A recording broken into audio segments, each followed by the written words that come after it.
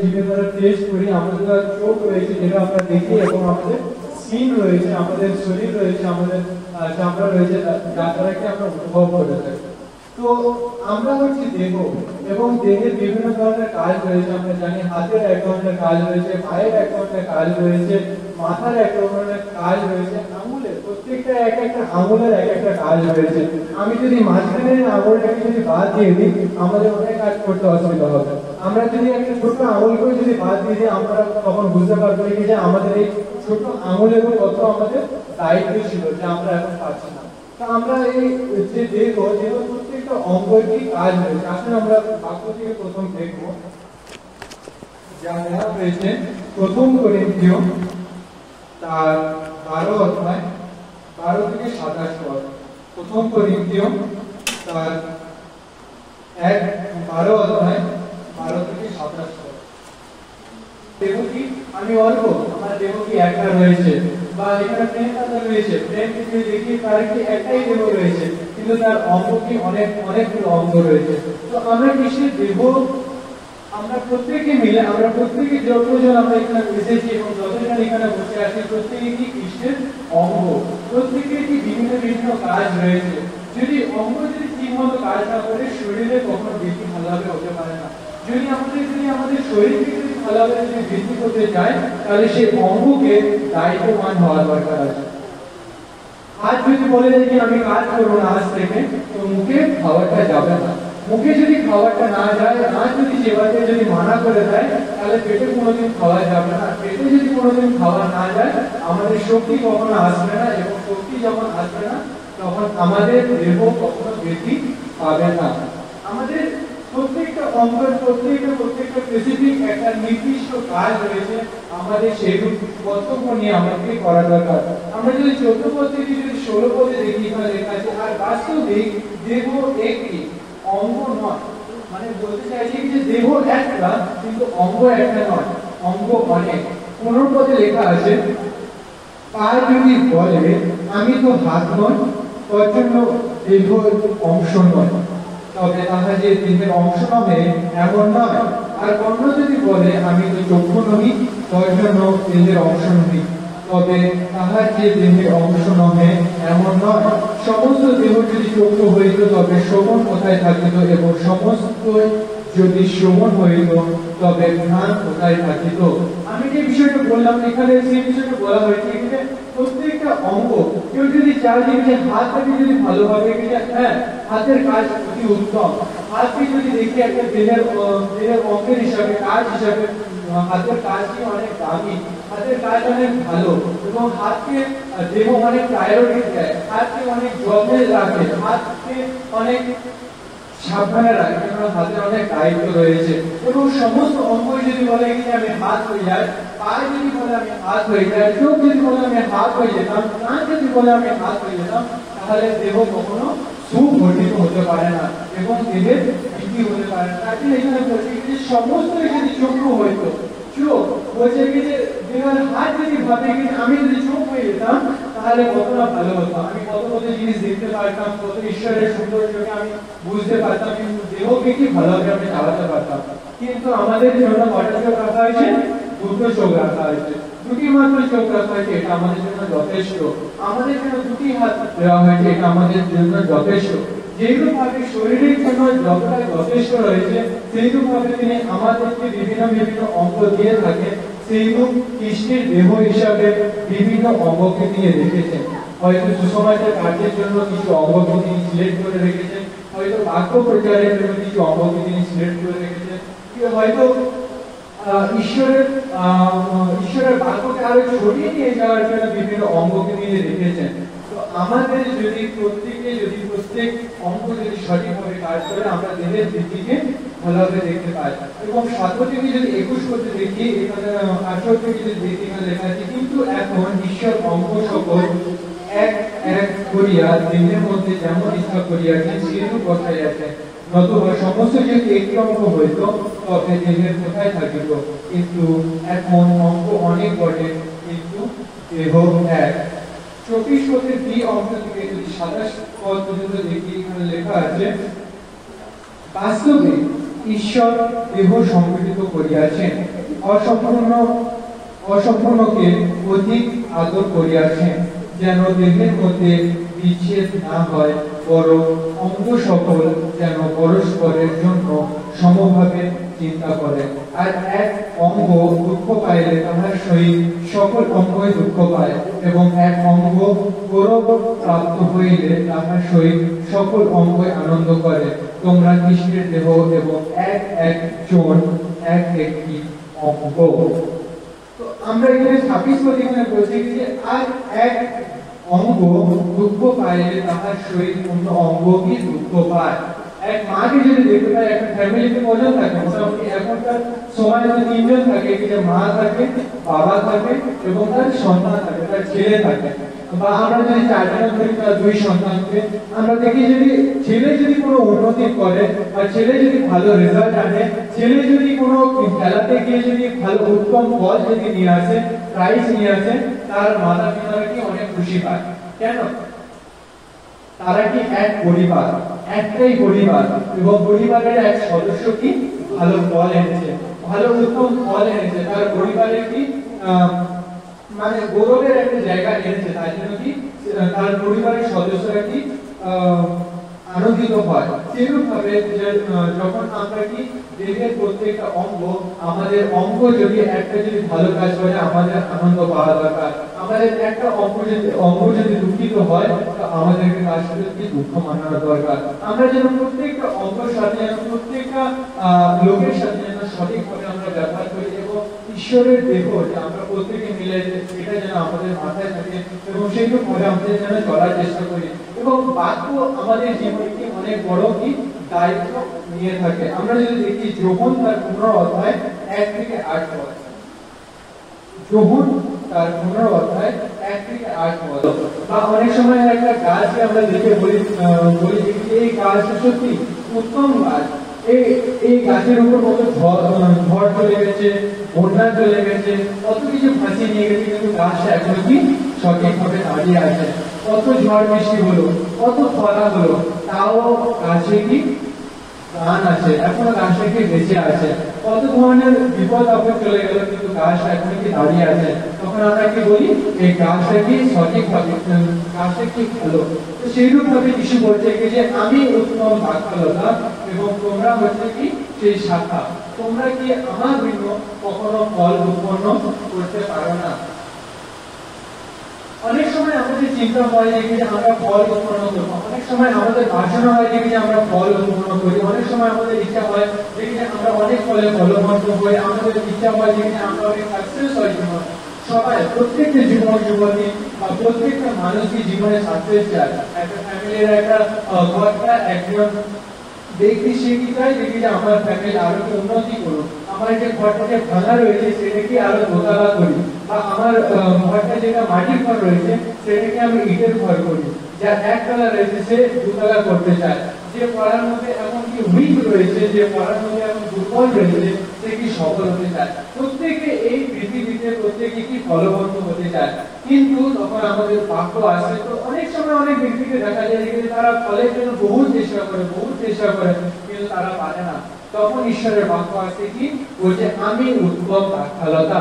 যিশু বলছে আমি উত্তম দ্রাক্ষালতা এবং তোমরা হচ্ছে সেই শাখা। যদি যার প্রত্যেকে দেখি এখানে যিশু স্পষ্টভাবে বলেছেন যে আমাদের থাকো আর আমি তোমাদের মধ্যে থাকি। শাখা যেমন আপনা হইতে ফল ধরিতে পারে না, দ্রাক্ষালতায় না থাকিলে পারে না, তদ্রূপ আমাকে না থাকিলে তোমরাও পারো না। সেইরূপ ভাবে এখানে যিশু বলছে যে আমরা যদি যিশুর মধ্যে আমরা যদি যুক্ত না থাকি, তখন কি আমরা ফল উৎপন্ন করতে পারি না। আরো বাক্য দেখবো এখানে লেখা আছে যে যিশুই হচ্ছে ফুল পেজ, মানে যিশুর মধ্যেই সমস্ত কিছু রয়েছে। আমাদের উন্নতি যিশুর মধ্যে রয়েছে। আমরা যা কিছু চাই, আমাদের আর্থিক উন্নতি বলি, আত্মিক উন্নতি বলি, আমাদের শারীরিক উন্নতি বলি, যা কিছু বলি, সমস্ত কিছু কি যিশুর মধ্যে রয়েছে। যখন আমরা তার সঙ্গে যখন জুড়ে যাই, তখন কি আমরা অনেক ফলবন্ত হতে পারি। আমরা দেখবো রোমিও তার 12 অধ্যায় 3 থেকে 8 পদ। রোমিও তার 12 অধ্যায় 3 থেকে 8 পদ। সে সেটা ভাবে কি ভালোভাবে করুক, উত্তম ভাবে করুক। যখন সে উত্তম ভাবে করবে তখন কি দেহের উন্নতি হবে, এবং দেহের যখন উন্নতি হয় কখনো অঙ্গ কি সেইরূপ একই অবস্থায় থাকতে পারে না। তখন আপনি দেখেছেন যে একটা স্বাভাবিক মানুষ সে কি ছোটবেলা থেকে মানে 1 মাস হলো, 2 মাস হলো, 1 বছর হলো, 2 বছর হলো, 3 বছর হলো, এবং এমনি বাড়তে বাড়তে বাড়তে বাড়তে সে 12, 20, 25 বছরে চলে গেল। এবং আপনি কখনো দেখেছেন যে স্বাভাবিক মানুষ দেহ উন্নতি হয়েছে, দেহ অনেক বড় হয়ে গেছে, কিন্তু তার একটা হাত ছোট রয়েছে? এমনি আপনি দেখেছেন কখনো স্বাভাবিক মানুষের ক্ষেত্রে? কখন আপনি দেখবেন না। কারণ আপনি যখন দেখবেন দেহের উন্নতি হয় তখন কি আমাদের সে অঙ্গের প্রত্যেকটা অঙ্গের কি উন্নতি হয়ে থাকে। যদি আমরা দেহকে যদি উন্নতি করার জন্য যদি আমরা প্রত্যেকে এক একজন যদি ভালোভাবে দায়িত্ব নিয়ে থাকি, প্রত্যেকে যদি এক একজন ব্যক্তি যাকে যা দায়িত্ব দেওয়া হয়েছে সেটা যদি আমরা সঠিকভাবে পালন করি, তখন কি দেহ ভালোভাবে উন্নতি লাভ করবে, দেহ ভালোভাবে বৃদ্ধি প্রদান করবে। যখন দেহ বাড়বে, দেহের সাথে কি সেই সমস্ত অঙ্গগুলো যে তাকে বাড়তে সাহায্য করছে তারাও কি উন্নতি লাভ করবে। অনেক সময় আমরা বিভিন্ন ভাবে চেষ্টা করি যিশুকে অনেক সময় বাদ দিয়ে আমরা তার অঙ্গের সঙ্গে যুক্ত না হয়ে, অনেক সময় তার ডালের সঙ্গে আমরা যুক্ত না হয়ে আমরা অনেক সময় সাকসেস পেতে চাই। আমরা অনেক সময় আমাদের ঘরের আর্থিক সমস্যাকে অনেক সময় আমরা ঠিক করতে চাই, আমরা অনেক সময় আমাদের পরিবারের অশান্তিকে আমরা ঠিক করতে চাই, অনেক সময় আমাদের জীবনে যে সমস্ত কমিটি রয়েছে অনেক সময় আমরা পার করতে চাই, কিন্তু আমরা অনেক সময় আমরা প্রায় আমরা দেখি যে অসফল হয়ে যাই। কেন?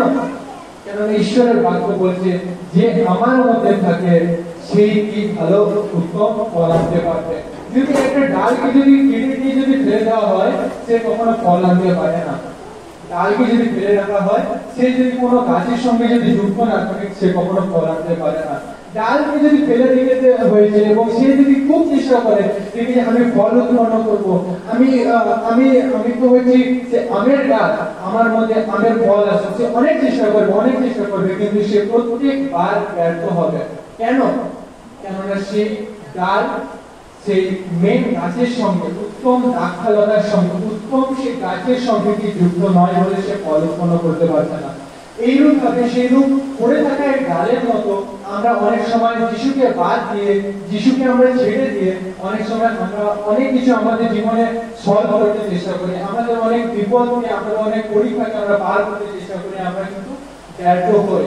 কিন্তু আমাদেরকে আজকের বাক্য বলছে যে আমাদেরকে সেই দ্রাক্ষালতার সঙ্গে, উত্তম দ্রাক্ষালতার সঙ্গে যুক্ত হওয়া দরকার, সেই শরীরের সঙ্গে যুক্ত হওয়া দরকার, এবং প্রত্যেক অঙ্গকে যেন সাহায্য করে। এটা একটা বড় বিষয়। এই হাত, বাম হাত যদি কখনো বলে ডান হাতটা আমি কাজ করতে দেবো না, সে সবসময় কি বাধা যায়। সে যখনই কাজ করতে যায়, কোনো কিছু কাজ করতে গেল, কোনো কিছু খাবার সে তুলতে গেল, বাম হাত সবসময় তাকে বাধা দিয়ে থাকে, সবসময় তাকে বাধা দেয়, সবসময় তাকে বাধা দিচ্ছে। তো বাম হাত যদি এমনি করতে করতে যদি কাজ করা যদি বন্ধ করে দেয়, সেই শরীর কখনো উন্নতি করতে পারবে কি? কখনোই পারবে না। যখন বাম হাত যখন কাজ, বাম দ্বারা যখন ডান হাত কাজ করতে যখন বন্ধ করে দিল, শরীরের একটা অঙ্গ পড়ে গেল। একটা অঙ্গ পড়ে যাওয়া মানে হচ্ছে দেহের বৃদ্ধিতে কি দেরি হবে।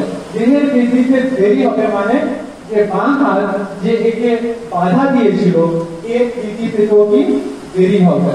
সেরকম ভাবে আমরা মন্ডলীতে প্রত্যেকজন অঙ্গ রয়েছি, যদি আমরা যদি এক ব্যক্তি আরেক ব্যক্তিকে যদি তার কাজে যদি বাধা দিই বা বিভিন্ন ভাবে তার সঙ্গে যদি মিশে যদি না থাকি এবং তার মধ্যে যদি ভালো বন্ধুত্ব যদি না থাকে, আমাদের এক অপরের প্রতি যদি হিংসা থাকে, আমাদের এক অপরের প্রতি যদি জ্বলন থাকে, বা কোনোভাবে যদি আমরা রাগ করে থাকি, বা আমাদের দেহের সেই অঙ্গ, আমরা যে একই দেহের সেই অঙ্গকে যদি আমরা বাধা দিই, আমাদের শরীর বৃদ্ধি পেতে কি দেরি হবে।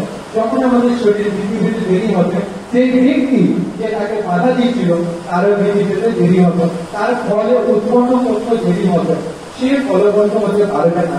তা আমাদের কাছে বাক্য থেকে দেখা দরকার আছে। অনেক সময় অনেক ব্যক্তিরা কি বাক্য না জেনে যখন ঈশ্বরের পথে যখন চলতে যায় তখন কি সে ব্যর্থ হয়ে যায়। কেন? কারণ ঈশ্বরের বাক্যে সে রুল, সে ঈশ্বর কেমন ভাবে আমরা সাকসেস হবো, কেমন ভাবে আমরা ফলবন্ত হতে পারবো, তা ঈশ্বরের বাক্যে দেওয়া আছে। আমরা অনেক সময় অনেক প্রার্থনা করি, কিন্তু আমাদেরকে দেখা দরকার আছে আমরা এখন কি সেই উত্তম সাক্ষরতার সঙ্গে কি যুক্ত আছি। আমরা যদি যুক্ত না থাকি তাহলে আমাদের খুব শীঘ্রই যুক্ত হওয়া দরকার আছে। কলসীয়তার 1:24 থেকে 27 পর্যন্ত সেরকম ভাবে লেখা আছে। এবং যদি দেখি কলসীয়তার 1:19 পদ আমরা প্রত্যেকে খুলব। কলসীয় তার 1:19 পদ, পূর্ণতা তাহাতেই বাস করে। আমেন। তো ঈশ্বরের মধ্যে তার কি হিত সম্পর্ক হলো যে তার মধ্যে সমস্ত পূর্ণতা রয়েছে। আমাদের সাকসেস, আমাদের আর্থিক উন্নতি কার মধ্যে রয়েছে? ঈশ্বরের মধ্যে রয়েছে, যিশুর মধ্যে রয়েছে। তার মধ্যে কি সমস্ত কিছু রয়েছে। যখন আমরা তার সঙ্গে যুক্ত হয়ে যাই, আমরা একটা একটা করে কি আমরা উন্নতির পথ আমরা এগোতে থাকি, একটা একটা করে আমরা বাড়তে থাকি, একটা একটা করে আমরা কি এগিয়ে যেতে থাকি। কিন্তু আমাদের জীবনে ভাগ্য একটা কি অনেক গুরুত্বপূর্ণ বিষয় রয়েছে। আমরা আমাদের চার্চের বিভিন্ন ব্যক্তিদেরকে আমরা দেখতে পাই, তারা কি পড়তে জানতো না, লিখতে জানতো না, কিন্তু তাদের কি চেষ্টার জন্য তারা কি আজকে বাক্য পড়তে পারছে, তারা বাক্যকে বুঝতে পারছে, বাক্যকে জানতে পারছে। খ্রিস্ট জীবনের একটা মেরুদণ্ডকে যেখান থেকে তারা কি খাদ্যের সেই সোর্সকে পাবে, খাদ্যকে পাবে, সেটা কি তারা ধরে নিয়েছে। আমরা যদি যিশুর পথে যদি চলতে চাই, আমরা যদি তার বাক্য অনুসারে চলতে চাই, তার পথে যদি আমরা চলতে চাই, কিন্তু যদি আমাদের জীবনে যদি বাক্য না থাকে, আমরা সবসময় ব্যর্থ হতে থাকবো। অনেক সময় আমরা কি করি, দেখি যে আমরা বাক্যকে তো পালন করি, কিন্তু অনেক সময় আমাদের দিমাগকে আমরা কাজে লাগাই, অনেক সময় আমাদের ব্রেনকে আমাদের কাজে লাগাই, অনেক সময় আমাদের সেই শরীর যে আমাদেরকে নির্দেশ করছে, ব্রেন অর্থাৎ সেই মস্তিষ্ককে আমরা বাক্যে বিভিন্ন আরেকটা জায়গায় লেখা আছে কি যে সেই মণ্ডলীর দেহ, সেই মস্তিষ্ক অর্থাৎ আমাদের সেই ব্রেন, আমাদের সেই মূল হেড রয়েছে কি যিশু, মূল হেড রয়েছে আমাদের ঈশ্বর, আমাদের প্রভু যিশু মূল হেড রয়েছে। কিন্তু যখন আমাদের সেই মস্তিষ্ক যেরকম ভাবে আমাদেরকে চালাতে চায়, যখন আমরা সেরকম ভাবে না চলি, আমরা প্রত্যেকে নিজের নিজের যখন জ্ঞানের প্রতিকে লাগাই, অনেক সময় আমরা ব্যর্থ হয়ে থাকি। ঈশ্বরের বাক্য আমাদের যেরকম ভাবে বলছে সেইরকম ভাবে করা দরকার আছে, যেরকম ভাবে আমাদেরকে বলছে সেইরকম ভাবে আমাদেরকে করা দরকার আছে। অনেক সময় আমরা বিভিন্ন আমাদের জ্ঞান বুদ্ধিকে আমরা ব্যবহার করতে গিয়ে অনেক সময় আমরা বিফল করি, সফল হয় না। অনেক সময় আমি আমার জীবন যখন ঈশ্বর আমার কাজ বৃদ্ধি করছে, তখন আমি বুঝতে পারি দেখি যে অনেক সময় আমিও যখন আসলে ছিলাম, যখন আমাকে ঈশ্বর এই সমস্ত বিষয় আস্তে আস্তে শিখাচ্ছে, এখন আমি যখন শিখছি, তখন ঈশ্বর আমাকে ঘুরাচ্ছে। অনেক সময় আমিও গিয়ে নিজের জ্ঞান বুদ্ধি লাগাতাম বা বিভিন্ন ভাবে লাগিয়ে থাকি, তো তখনই আমাদেরকে ব্যর্থতা আমাদেরকে কি সহ্য করতে হয়, ব্যর্থতাকে আমাদের দেখতে হয়। তখন ঈশ্বর আমাদেরকে শেখায়, যে সেই বাক্যকে আমাদেরকে দেখায় এবং শেখায়, দেখো তুমি আমার বাক্যকে সে পালন করনি, তুমি তোমার নিজের জ্ঞান বুদ্ধি অনুসারে তোমার বাক্যকে কেটে ছেটে তোমার জন্য তুমি গ্রহণ করেছো। অনেক সময় বাবা মারা বলে থাকে যে তেতো খাওয়া ভালো, বাচ্চারা অনেক সময় তেতো খেতে চায় না, বাচ্চারা অনেক সময় ভালো টক ঝাল মিষ্টি এইরকম ভাবে খেতে চায়, কিন্তু অনেক সময় বাচ্চারা কি তেতো খেতে চায় না। অনেক সময় বাবা মারা বলে থাকে না, এটা তোমার খাওয়ার প্রয়োজন আছে, এটা তোমার শরীরের জন্য প্রয়োজন আছে, এতে অনেক কিছু ভিটামিন রয়েছে, এতে অনেক কিছু উপকারিতা রয়েছে যা তোমার শরীরে কি কাজ দেবে। সেইরকম ভাবে কোনো বাচ্চা যদি নিজে থেকে মন করে যে না আমি আজ থেকে তেতো খাওয়া বন্ধ করে দেবো, তো তেতোর মধ্যে যে ভিটামিন ছিল, সেই করলার মধ্যে বলো বা নিম পাতার মধ্যে বলো, বা যেভাবে তেতোকে যদি সে যদি অ্যাভয়েড করে এবং তার ব্রেনকে যদি সে কাজে লাগায়, আজ থেকে আমি তেতো খাওয়া বন্ধ করে দিলাম, সেই ভিটামিন, সেই উপকারিতা, সেই সমস্ত নিউট্রিয়েন্টস থেকে সে কি বাদ হয়ে যাবে। যখন সে বাদ হয়ে যাবে, তখন তার শরীরের কি বৃদ্ধি পেতে কি অসুবিধা হবে, বৃদ্ধি পেতে কি দেরি হবে। সেইরূপ ভাবে যদি আমাদের ব্রেনকে যদি আমরা কাজে লাগাই, ঈশ্বরের বাক্য যেইরূপ বলছে সেইরূপ ভাবে যদি আমরা না চলে, যদি আমরা কেটে সেটে যদি আমাদের মতো করে যদি আমরা বাক্যকে যদি নিয়ে যদি আমরা সেইরূপ ভাবে চলতে চাই, আমাদের কি জীবনে সফলতা কি দেরি হয়ে যাবে। কি হচ্ছে আজকে আমি স্কুল যাচ্ছি না, আমার স্কুলে যাওয়ার দরকার নেই। অনেক সময় আমরা টিউশন মিস করে থাকি, দেখি যে আজকে আমার টিউশন দেরি হচ্ছে বা অনেক বৃষ্টি পড়ছে, আমরা ছেড়ে দিচ্ছি, আজকে আমরা গাছ দিয়ে দিচ্ছি, আজকে আমরা ছেড়ে দিচ্ছি। কিন্তু একটা স্কুল, একটা টিউশন, একটা সাংসারিক আমরা উন্নতি পাওয়ার জন্য যে সমস্ত বিষয় আমরা পৃথিবীতে আমরা নিয়েছি, সেই সমস্ত বিষয়ের মতো এই কৃষ্টি গৃহ এই মণ্ডলীতে আমরা যে একত্রিত হচ্ছি, সেটা কিন্তু স্বাভাবিক এক মত নয়। আমাদেরকে ভাবা দরকার আছে যে আমরা যেমন স্কুলে যাচ্ছি সেই ভাবে আমরা রবিবার থেকে আমরা চার্চে যাচ্ছি, কখন আমরা যেন একভাবে না ভাবি। কেননা একটা স্কুল আর একটা ঈশ্বরের গৃহ আসা অনেক পার্থক্য রয়েছে। আমরা একটা গল্প বলতে চাই যে 1924 একটা সামার অলিম্পিক হচ্ছিল। আমরা প্রত্যেকে জানি অলিম্পিক লিপ ইয়ারের বছরগুলোতে হয়ে থাকে, 4 বছর পর পর হয়ে থাকে। তো 1924 খ্রিস্টাব্দে সেখানে একটা অলিম্পিক হচ্ছিল এবং সেখানে একটা রানার্স মানে যে দৌড়ায় তার নাম হচ্ছে এরিক। তো সে ছিল 100 মিটার দৌড়ানোর একজন কি খেলোয়াড় ছিল। তো সে সেখানে গেছিল, তো সে দেখলো যে তার 100 মিটার দৌড়ে সে নাম দিয়েছিল এবং সেখানে আমরা জানি যে অলিম্পিক পুরো পৃথিবীর বিভিন্ন দেশগুলো আসে এবং দেশের মধ্যে বিভিন্ন মানুষরা কি সেখানে অংশগ্রহণ করে থাকে। তো সেটা অনেক অপরচুনিটির ব্যাপার, অনেক মানে সহজে সমস্ত ব্যক্তি পেতে পারে না, কিন্তু যারা যায় অনেকটি তারা ভাগ্যবান হয়ে থাকে। তো অনেক তারা কষ্ট করতে হয় এবং তাদের বিভিন্ন পরিশ্রম, বিভিন্ন কিছু বাধা পেরিয়ে তাদেরকে সেখানে পৌঁছাতে হয়। কিন্তু সে এরিক যখন সেখানে পৌঁছালো এবং সে দেখলো যে তার 100 মিটার রেস হয়েছে, কিন্তু 100 মিটার রেসটা কবে রয়েছে?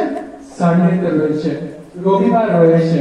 সে রবিবার ভেবে কি ছেড়ে দিল, বললে কি যে না আমি 100 মিটার রেসে আর দৌড়াবো না। আমরা দেখতে পাই অলিম্পিক একটা কত বড় বিষয়, একটা স্কুল বলি বা টিউশন বলি বা কোনো কিছু মানে তার উপরে মানে আসছে না। অলিম্পিক যেটা অনেকগুলো দেশ মিলে যে খেলা অংশগ্রহণ করে, সে অংশগ্রহণ সে অনেক প্র্যাকটিস করেছে, হয়তো অনেক কিছু পরিশ্রম করেছে, অনেক বাধা তাকে পেরোতে হয়েছে, অনেক বাধা পেরিয়েছে সেখানে পৌঁছে কি দেখছেন তার 100 মিটার রেসটা কবে রয়েছে? রবিবার রয়েছে। সে বললো না আমি চার্চে যাবো। সেই দিনটাকে মিস করলো না, সে 100 মিটার রেসটাকে ছেড়ে দিল। তো রবিবারে গেল, তারপরে সে গেল সেখানে দেখলো, তারপর সে কত মিটার রেসে নাম দিয়েছে? 400 মিটার রেসে নাম দিয়েছে। 400 মিটার রেস মানে সে 100 মিটারের রানার ছিল, তো 400 মিটার রেসে সে নাম দিয়েছে। কত গুণ? 4 গুণ বেশি, একের কি 4 গুণ বেশি সে দৌড়ে কি নাম দিয়ে দিল। তো যারা খেলোয়াড়রা ছিল, যারা 400 মিটার দৌড়ে যারা নাম দিয়েছিল, আগে থেকে যারা নাম দিয়েছিল, তারা বলছে যে তুমি এটা কখনো পারবে না এরিক, তুমি এটা কখনো পারবে না, কেননা তুমি 100 মিটারের রানার্স, তুমি 100 মিটার দৌড়াতে খুব ভালো জানো, কিন্তু 400 মিটারের জন্য আরো পরিশ্রম, আরো এনার্জি দরকার রয়েছে, আরো তোমাকে পরিশ্রম করতে হবে এবং তুমি কখনো 400 মিটার দৌড়ে কখনো তুমি সফল হতে পারবে না। তো সেখানে যে সমস্ত টিম ছিল তারাও তাকে বারণ করেছিল, তাও বুঝে বললো না আমি তাও এসে নাম দিল। তো নাম দেওয়ার পরে আমরা ঈশ্বরের মহান আশ্চর্য কাজটা দেখতে পাই। সেখানে সে সিলভার মেডেল পায়নি, সেখানে সে ব্রোঞ্জ মেডেল পায়নি, অর্থাৎ সে সেকেন্ড থার্ড পায়নি, কিন্তু সে গোল্ড মেডেল পেয়েছে। Hallelujah, hallelujah. সে কাকে প্রথম রেখেছিল? ঈশ্বরকে প্রথম রেখেছিল। তার খেলাকে রেখেছিল, রাখেনি। তার পরিশ্রমকে রেখেছিল, রাখেনি। তার এতদিনের পরিশ্রম, এতদিনের ইচ্ছা যে কি অলিম্পিকে সে নাম দেবে সেটাকে রেখেছিল, কখনো রাখেনি। কিন্তু সে ভেবেছিল না আমি প্রত্যেক রবিবার যেমন আমি সানডেতে যাই সেমনি ভাবে যাব। তো আমাদের কি কোনো কিছু এমন অলিম্পিকের মতো এত বড় কাজ, এমন অপরচুনিটি কি পড়ে গেছে যে যার জন্য কি আমরা চারজন সময় মিস করে থাকি? না, কিন্তু অনেক সময় আমরা সেইভাবে করে থাকি।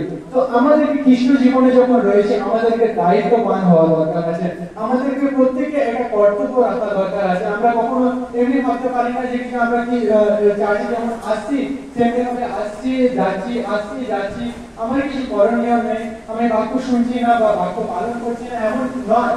কিন্তু আমাদের প্রত্যেক বিশ্বাসীর বিভিন্ন দায়িত্ব রয়েছে। কেউ কখনো নিজেকে কখনো ছোট করে না ভাবো, কেননা আমরা ঈশ্বরের বাক্য থেকে দেখলাম না কোনো অঙ্গই কি তুচ্ছকৃত নয়, কোনো অঙ্গই কি বলতে পারবে না, চোখ কখনো বলতে পারবে না হাতে আমার কাজ থাকবে না, চোখ কখনো বলতে পারবে না কি আমার পায়ের কখনো কাজ থাকবে না। কেননা চোখ এটা দেখছে এবং সে যখন যেতে চাইছে, আরো ভালোভাবে যখন দেখতে চাইছে, তার কাজ প্রয়োজন রয়েছে, পায়ের প্রয়োজন রয়েছে। সে যখন চোখের যখন বৃদ্ধির প্রয়োজন রয়েছে, সে চোখের যখন বিভিন্ন ভিটামিনের প্রয়োজন রয়েছে, তার প্রয়োজন রয়েছে, হাতের প্রয়োজন রয়েছে। হাত থাকে কি মুখে খাবার তোলে এবং সেখান থেকে শরীরের বৃদ্ধি হয়, তার জন্য কি চক্ষু কি আমাদের ভালো থাকে। সেইরকম ভাবে আমরা প্রত্যেক ব্যক্তি এখানে যারা রয়েছে প্রত্যেকই ঈশ্বরের অঙ্গ, প্রত্যেকে যেন নিজের নিজের দায়িত্বকে আমরা যেন ভেবে রাখি এবং প্রত্যেকে যেন ঈশ্বরের বাক্যকে খুবই ঈশ্বরের বাক্যকে খুবই সিরিয়াস ভাবে নেবে এবং সিরিয়াস ভাবে যেমন ভাবে সে পালন করবে তার ফলটি তত উত্তম রয়েছে। আমরা একই জীবনে দেখলাম না কত বড় সাক্ষ্য হয়ে এলো, সে যদি রবিবারে চলেও যেত, সে যদি ধরে নিয়ে আমরা ফার্স্ট যদি হয়ে যেত, গোল্ড মেডেল যদি পেয়ে যেত, তো আমরা তার নাম এখন জানতে পারতাম না, ইতিহাসের পাতায় তার নাম কি এখনো যেত না। কিন্তু আমরা ইতিহাসের পাতায় কখন পাচ্ছি, সে যখন ঈশ্বরকে প্রথম করেছিল, সে এখন রবিবারকেও মিস করেনি এবং ঈশ্বরের রাজ্যের জন্য সে ব্যবহৃত হয়েছিল এবং সেখানে সে গিয়েছিল এবং তখন আমরা দেখতে পাই সে 400 মিটার রয়েছে, মানে তার খেলার 4 গুণ সেখানে সে কি ঈশ্বর তাকে সাহায্য করেছিল গোল্ড মেডেল আনতে। তারপর আমরা একই জীবন দেখতে পাই সে তারপরে খেলাধুলা ছেড়ে দেয় এবং সেখান থেকে সে ঈশ্বরের কাছে ব্যবহৃত হতে থাকে এবং তার ঈশ্বরের কাছে সে প্রচুর পরিমাণে ব্যবহৃত হতে থাকে।